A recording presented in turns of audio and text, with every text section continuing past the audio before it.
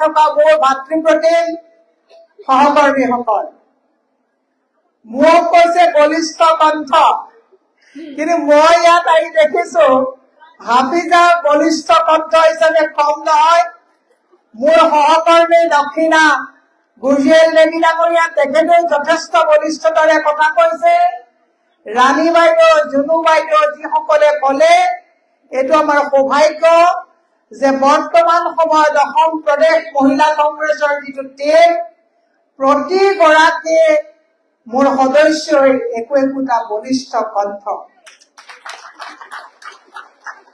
মই আজি আপোনালোকক এটা বিনম্ৰভাৱে অনুৰোধ জনাব বিচাৰিছো, সাংবাদিক বন্ধুসকলকো কব বিচাৰিছো যে আপোনালোকেও এখন প্ৰকৃত বাস্তৱ ছবি অসমৰ ৰাইজলৈ লৈ যোৱাটো উচিত।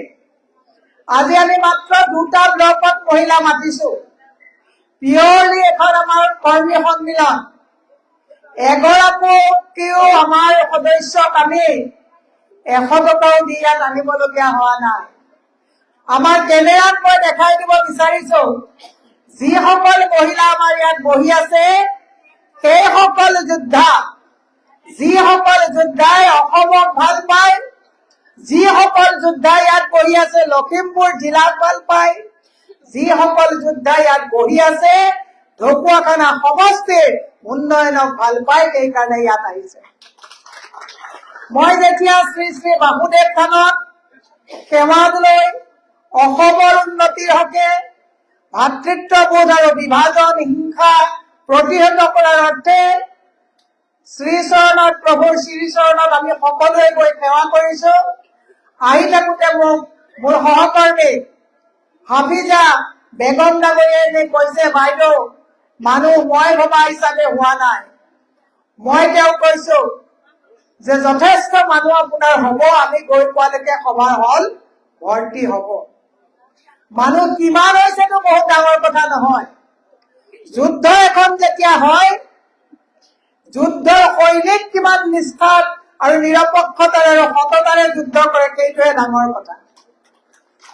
আজিৰ তাৰিখত অসমত সবতছে যদি দুৰ্বল মুখ্যমন্ত্ৰীৰ স্বাধীনতাৰ পিছত, সবতছে যদি দুৰ্ভগীয়া মুখ্যমন্ত্ৰীৰ স্বাভিছৰ পিছত সেইজনে হৈছে মাননীয় হিমন্ত বিশ্ব শৰ্মা ডাঙৰীয়া, যি মিটিঙত প্ৰলোভন নিদিয়াকৈ 50 গৰাকীও মহিলাক তেওঁ একত্ৰিত কৰিব নোৱাৰে। ইয়াতকে দুৰ্ভাগ্য, ইয়াতকে দুখজনক কথা হব নোৱাৰে। আজি আহি থাকোতে মই মোৰ সভানেত্ৰী ডাঙৰীয়াক কৈছো যে আপুনি হতাশ নহব। আপোনাৰ মিটিঙত যদি 2000 মানুহ হৈছে, মহিলা আহিছে, আপুনি জানিব যে এই 2000 আমাৰ সৈনিক আৰু নিষ্ঠাবান নিৰপেক্ষ যোদ্ধাই 2 লাখ মানুহৰ কাম এই ঢকুৱাখানা সমষ্টিত তেওঁলোকে কৰিব, আৰু এই শক্তি তেওঁলোকে সম্পূৰ্ণ লখিমপুৰ জিলালৈকে লৈ যাব। আজি ৰামপুৰৰ আমাৰ বিহপুৰীয়াৰ পৰা আহিছে, লখিমপুৰৰ জিলাৰ আমাৰ যিসকল আছে সকলোৱে আজিৰ পৰা এটা কথা ইয়াৰ পৰা আপোনালোকে লৈ যাওক যে লাচিত বৰফুকনে যেতিয়া যুদ্ধ কৰিছিলে, সততা আৰু নিষ্ঠাৰে কৰিছিলে, বুৰঞ্জীত সেইসকল মানুহৰ নাম লিখা থাকে যিসকলে সততা আৰু নিষ্ঠাৰে কাম কৰে। আৰু বুৰঞ্জীত সেইসকলৰ নাম কলাচিয়াৰীয়ে লিখি থাকে যে নিজৰ ক্ষমতা আৰু অধিষ্ঠ সিদ্ধিৰ বাবে ৰাইজক পণবন্দী কৰি নিজৰ পক্ষ কৰি ৰাখি তেওঁলোকে ৰাইজক যেনেকে নিৰ্দেশ কৰি নিজৰ ক্ষমতাৰ বৃদ্ধিৰ কাৰণে কাম কৰে, তেওঁলোকৰ নামৰ বুৰঞ্জীত লিখা থাকে, কিন্তু সোণালী আখৰেৰে লিখা নাথাকে, কলা চিয়াহাৰীৰে লিখা থাকে। তাৰ উদাহৰণ মদন বৰফুকনৰ কথা পাহৰি নাযাব। তাৰ উদাহৰণ আপোনালোকে হিটলাৰৰ কথা পাহৰি নাযাব। আপোনালোকে যে ৰামায়ণ মহাভাৰত ভালকে চাইছে, ৰাৱণৰ কথা পাহৰি নাযাব। আপোনালোকে যদি মহাভাৰতৰ কথা পঢ়িছে, অতি অখণ্ড প্ৰতাপী দুৰ্যোধনৰ কথা পাহৰি নাযাব। দুৰাচাৰী কোনো ৰজা বা দুৰাচাৰী কোনো শক্তি কেতিয়াও ভগৱানৰ হিচাপৰ ঘৰত কেতিয়াও সাৰি যোৱা নাই। আমি হিমন্ত বিশ্ব শৰ্মাক আজি এই ঢকুৱাখানা ব্লকৰ পৰা আমি সকীয়াই দিব বিচাৰিছো যে হেৰৌ সুবিধাবাদীৰ দল, তোৰ মিছা হব কৌশল, ৰাইজৰ তই সেৱা চুৰ কৰি বহাব খুজিছ বল, সাৱধান সাৱধান তোৰ মিছা হব কৌশল। আজি দুৰ্ভাগ্যজনক কথা, 1250 টকা দি অসমৰ স্বাভিমানী, যাক আমি লক্ষ্মী, সৰস্বতী, দুৰ্গা হিচাপে আমি যাক পূজা কৰো, আজি সেই মাতৃ দেৱীসকলক 1250 টকাৰ কাৰণে প্ৰতিখন মিটিঙত ঘূৰাই ঘূৰাই আপোনালোকে দেখিছে। আজি 6 মাহৰ আগত নলবাৰীত এগৰাকী মহিলা মৃত্যুবৰণ কৰিছে আঁচনিৰ পইচা আনিবলৈ। আজি 1 মাহৰ আগত এগৰাকী মহিলাই এই 1250 টকা আনিবলৈ গৈ সেই আঁচনিৰ মিটিঙত গৈ প্ৰসৱ কৰিছে 2টাকৈ জৰ্দা সন্তান।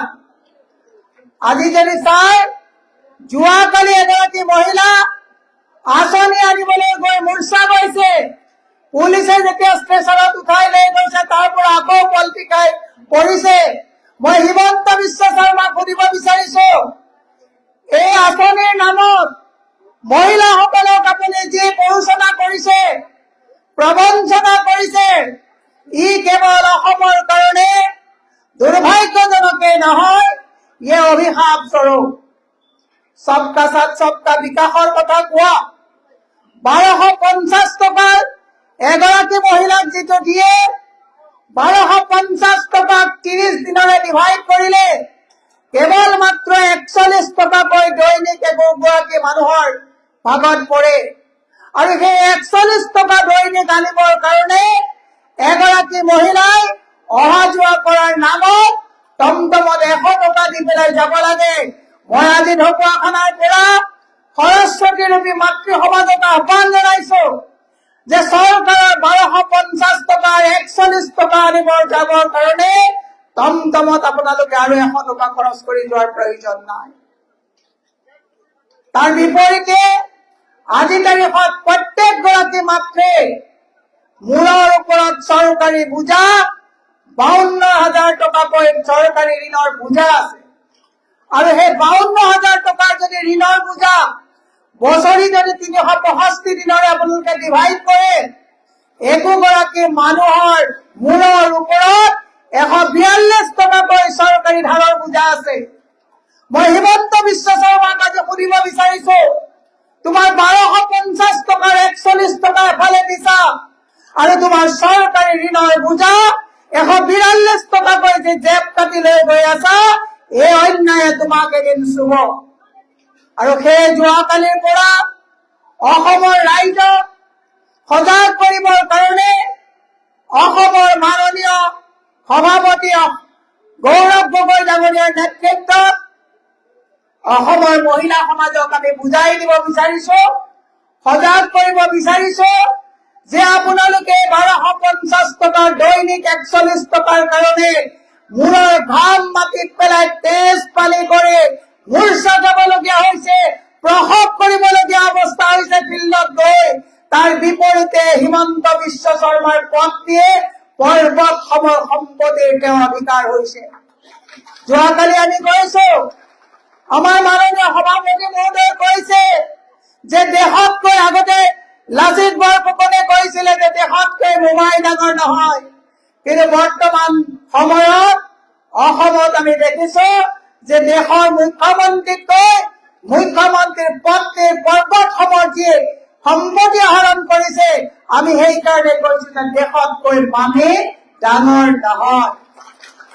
যোৱাকালি আমাৰ মাননীয় সভাপতিয়ে গৌৰৱ গগৈ ডাঙৰীয়াই অতি সাহসেৰে অতি সততাৰে চৰকাৰী 8,000 স্কুল বন্ধ কৰি মুখ্যমন্ত্ৰীৰ পত্নীয়ে জলাশয়ৰ মাটিৰ শ্ৰেণী পৰিৱৰ্তন কৰি এখন 5 ষ্টাৰ যুক্ত বাইণ্ডা ইণ্টাৰনেশ্যনেল স্কুল খুলিছে। আমি ৰাইজক দেখাই দিব বিচাৰিছো যে সাধাৰণ যতীন অজেন ৰীণা বিনা ল'ৰা ছোৱালীয়ে পঢ়িব নোৱাৰা সেইখন স্কুলৰ আমাক প্ৰয়োজন না 8,000 আমাৰ চৰকাৰী স্কুলৰ প্ৰয়োজন?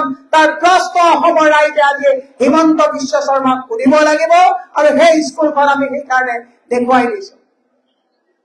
আজি তাৰিখত দুৰ্ভাগ্যজনক কথা, অসমৰ মাতৃ সমাজে কিয় আন্দোলন কৰা নাই মই বুজি পোৱা নাই। এফালে স্কুল বন্ধ হৈছে, আনফালে মদ আৰু ড্ৰাগছৰ ৰমৰমীয়া বেহা চলিছে। আজিৰ যদি মাতৃ সমাজে সজাগ নহয়, আজিৰ মাতৃ সমাজে যদি এই কথাবিলাকত যদি মাত নামাতে, অনাগত দিনত যি পাথৰ বালিলে সেই পাত পুক্ৰিবলৈ হব। মাতৃ সমাজে হিয়া দুকাৰি কাটিব লাগিব। কাৰণ 6 লাখ ল'ৰা ছোৱালীয়ে যোৱা 2টা মাহত প্ৰাথমিক স্কুললৈ যোৱা বন্ধ কৰিছে। বাবু আঁচনি দিছা, কিন্তু যোৱা বছৰটোত প্ৰায় 90,000 ল'ৰা ছোৱালীয়ে স্কুলত কলেজত নামভৰ্তি কৰাৰ বিপৰীতে 29,000 ল'ৰা ছোৱালীয়ে কলেজ ড্ৰপ আউট কৰিছে। মই মাতৃ সমাজক সুধিব বিচাৰিছো, 8,000 যদি চৰকাৰী স্কুল বন্ধ হয়, 6 লাখ যদি ল'ৰা ছোৱালীয়ে স্কুল এৰে, তাৰ বিপৰীতে যদি মদ আৰু ড্ৰাগছৰ ৰমৰমীয়া বেহা চলে, প্ৰথম আপোনাৰ পুত্ৰই আপোনাৰ গলৰ চেইন ছিঙে মদ খাই ড্ৰাগছ খাই বুকত ঘুচা মাৰিব। তাৰ কাৰণে মাতৃ সমাজ সচেতন হব লাগিব। সেয়ে মই কৈছো, আহক আমি অসম চৰকাৰে যিটো মদ আৰু ড্ৰাগছ চলাই অসমৰ যুৱ প্ৰজন্মক তেওঁলোকে নিথৰুৱা কৰিব বিচাৰিছে, তাৰ বিৰুদ্ধে আমি প্ৰতিবাদ কৰিব লাগিব। যোৱাকালি আমি যেতিয়া জালুকবাৰীত গৈছো, হিমন্ত বিশ্ব শৰ্মাৰ জালুকবাৰী সমষ্টিৰ মাত্ৰ 13টা ভকতীয়া ল'ৰা আহিছে, আহি কৈছে যে পাকিস্তানী গো বেগ বুলি কৈ কিছুমানে মোবাইল লৈ থকা পৰ্টেলে খুব চলাইছে যে গৌৰৱ গগৈ ডাঙৰীয়াক গো বেগ কৰাইছে বুলি অপপ্ৰচাৰ চলাইছে। কৰা আমি বেয়া পোৱা নাই, গো বেগ কৰ পৰা কৰিছা? অসমৰ ৰাইজক লুণ্ঠন কৰে প্ৰকাণ্ড যিখন স্কুল বনাইছে দেখুৱাই দিবলৈ যাওঁতে লাজ পাই কেইজনমানে গো বেগ কৰিছে। আমি সেইটোক অংগুষ্ঠ দেখাই দিছো, আমি ভয় নকৰো, কৰি থাকা। মৌৰাই যেতিয়া পাখি মেলে উলংগ হয়, চাই ভাল পায় কিছুমানে, কিন্তু মৌৰাই যেতিয়া চালি ধৰে মৌৰা উলংগ হয়। তোমালোকে গো বেগ কৰি পাকিস্তানী সজাব আহিছা গৌৰৱ গগৈ। অসমৰ প্ৰতিজনে জানে যে গৌৰৱ গগৈ পাকিস্তানৰ লগত কোনো লিংক নাই। দেশৰ ওপৰত কিয় তোমালোকে গৌৰৱ গগৈক এৰেষ্ট কৰিব পৰা নাই? অসমৰ মানুহক ইমান যদি বুৰ্বক বুলি ভাবিছা, 100 গৰু মাৰিলে হিমন্ত বিশ্ব শৰ্মা বাঘৰে মৰণ। এই গৌৰৱ গগৈক যে পাকিস্তানী সজোৱাৰ 2 নম্বৰী যি জাল বনাইছা, এই জালে তোমাকে মেৰাই পেচাই তোমাৰে অনিষ্ট হব। সাৱধান সাৱধান। যোৱা 10 ছেপ্টেম্বৰত কৈছিলে যে গৌৰৱ গগৈ ডাঙৰীয়া পাকিস্তানী পুৰা প্ৰমাণ দিব। এতিয়া অহাকালি 8 ফেব্ৰুৱাৰী, কাইলৈ প্ৰমাণ দিব। আৰু যোৱাকালিৰ পৰা কৈছে যে SIT আমি 1% কৰিব পাৰিছো, বাকীটো ৰয়ে কৰিব, পাছপৰ্টে কৰিব, হোম মিনিষ্ট্ৰীয়ে কৰিব। আমি জানো যে হিমন্ত বিশ্ব শৰ্মা বুদ্ধিভ্ৰষ্ট হৈছে। যিজন মুখ্যমন্ত্ৰীয়ে কয় যে অসমৰ 50টা সমষ্টিত বিজেপিৰ প্ৰাৰ্থী এজনে, তাৰ মানে অসমৰ 50টা সমষ্টিত যে বিজেপিৰ প্ৰাৰ্থীৰ কাম নাই, নিকাম্মা, এইটো কোনে প্ৰচাৰ কৰিলে? হিমন্ত বিশ্ব শৰ্মাই নিজেই কৰিলে। গতিকে মই ঢকুৱাখানাৰ বিধায়কৰ নাম লোৱাৰ দৰকাৰ আছে জানো? হিমন্তই নিজে কৈছে যে 50টা সমষ্টিৰ বিধায়ক ময়ে, প্ৰাৰ্থী ময়ে, যে ইয়াৰ যে নৱদলে ডাঙৰীয়াৰ যে কাম নাই, এই কথাটো মই কব নালাগে, হিমন্ত বিশ্ব শৰ্মাই কৈ দিলে। গতিকে আমি আমাৰ দলৰ আমাৰ যে 4জন প্ৰাৰ্থী আছে, প্ৰাৰ্থিত্ব যাকেই দিব, আমি সকলোৱে মিলি যাতে দলৰ ভিতৰত যাতে কোনো ধৰণৰ চিপ্ৰাং মৰা কাৰবাৰ আমি নকৰি, আমি সাম্প্ৰতিক সময়ত আমি যাতে বিপুল ভোটত প্ৰাৰ্থী যাকে জয়যুক্ত কৰাই দিছপুৰ দখলত গৌৰৱ গগৈ ডাঙৰীয়া হাত শক্তিশালী কৰিব পাৰো, তাৰ কাৰণে আমি সংকল্প লব লাগিব। লাগিব নে নালাগিব? লাগিব নে নালাগিব?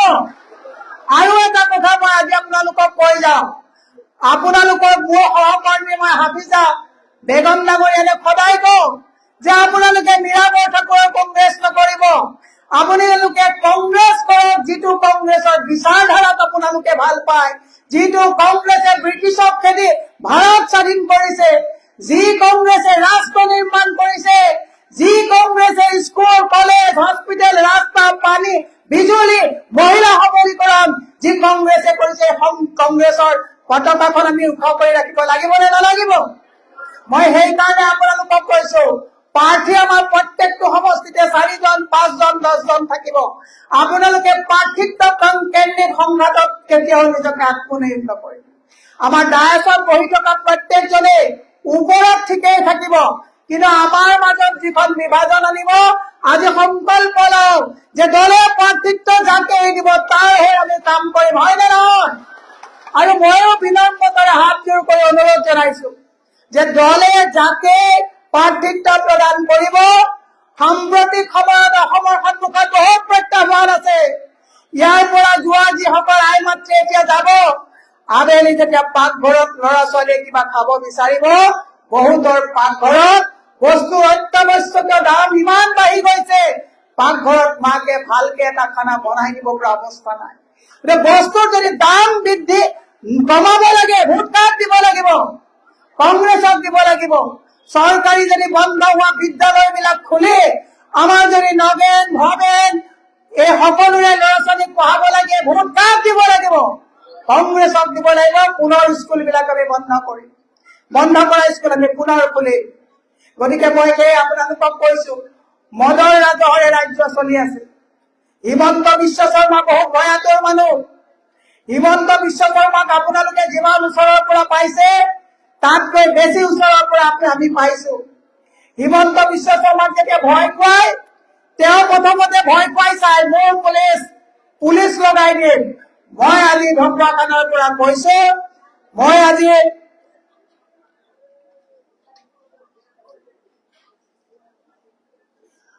আজি ঢকুৱাখানাৰ পৰা কৈছো যে হিমন্ত বিশ্ব শৰ্মাই ইমান দিনে আমাক বাঘে খালেও বুলি ভয় খুৱাই আছিলে।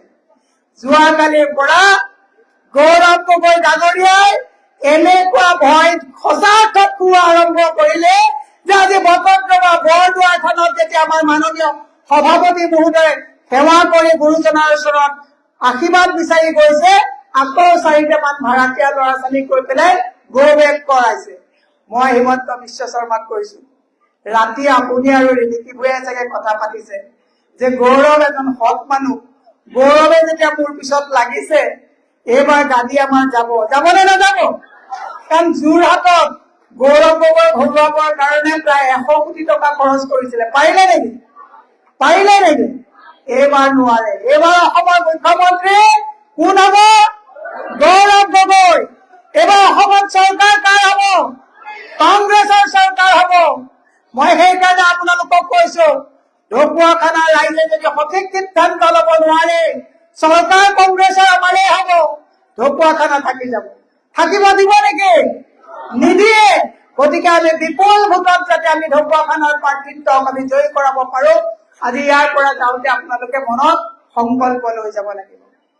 অসমত এইবাৰ যদি পুনৰ বিজেপি চৰকাৰ হয়, জীয়াই থাকিবৰ কাৰণে এটা উশাহ লওঁতে, এটা কথা কওঁতে, ফেচবুকত এটা কথা লিখোতে 100 বাৰ চিন্তা কৰিব লাগিব।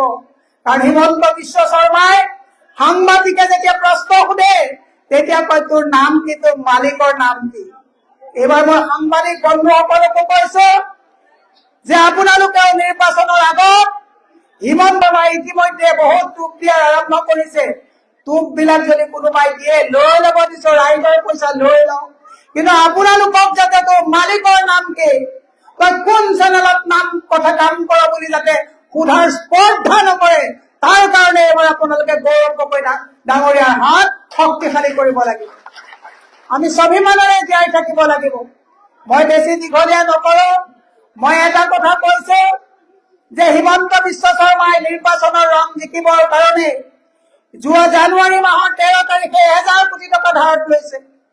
যোৱা জানুৱাৰী মাহৰ 20 তাৰিখে 1000 কোটি টকা ধাৰত লৈছে, আৰু জানুৱাৰী মাহৰ প্ৰথম 6 তাৰিখে 1000 কোটি টকা ধাৰত লৈছে।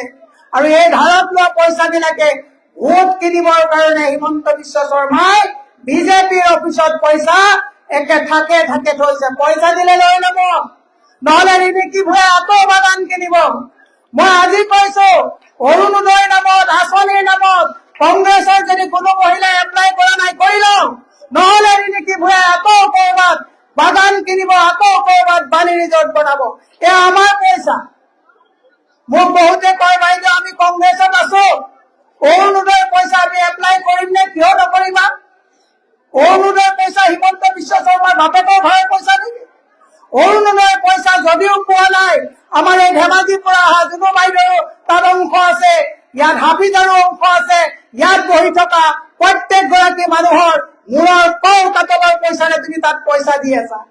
মই শেষত মনত পেলাই দিওঁ, দোকানত গাঁৱত বাকী খাই পাইছে নে নাই? পাইছে। দোকানীয়ে বাকী নামাৰিলে অহা মাহত যদি যোৱা মাহত নিদিয়ে আকৌ বাকী দিয়ে নেকি? নিদিয়ে। হিমন্ত বিশ্ব শৰ্মাই অসমৰ আমাৰ স্বাভিমানী আই মাতৃৰ লগত বহুত বাকী কৰিছে। কি বাকী কৰিছে? এই যে ৰঙা পাৰি লগোৱা চাদৰ লগাই অমৃত কলহৰ নামত বাকী কৰিছে নে নাই? অমৃত কলহ লৈ আমাৰ স্বাভিমানী মহিলাসকলক খোজ কঢ়া বাকী কৰিছে নে নাই? কৰিছে। অমৃত বৃক্ষৰ নামত মোবাইল বিলাক কিনাই ললে, সেলফি মাৰিলে 10,000 টকাকৈ দিম বুলি কৈছিলে, দিছে নেকি? এইটো বাকী মাৰি কৰিছে নে নাই? মাইক্ৰ ফাইনেন্সৰ নামত তেওঁ কি কৈছিলে যে ভোট দিয়া মই মাইক্ৰ ফাইনেন্স ফ্ৰী কৰিম, কৰিছে নেকি? নাই কৰা। 3 নম্বৰৰ বাকী। এতিয়া তেওঁ লাখপতি বাইদেউৰ কথা কৈছে, লাখপতি বাইদেউৰ নামত বাকী কৰিছে নে নাই? কৰিছে।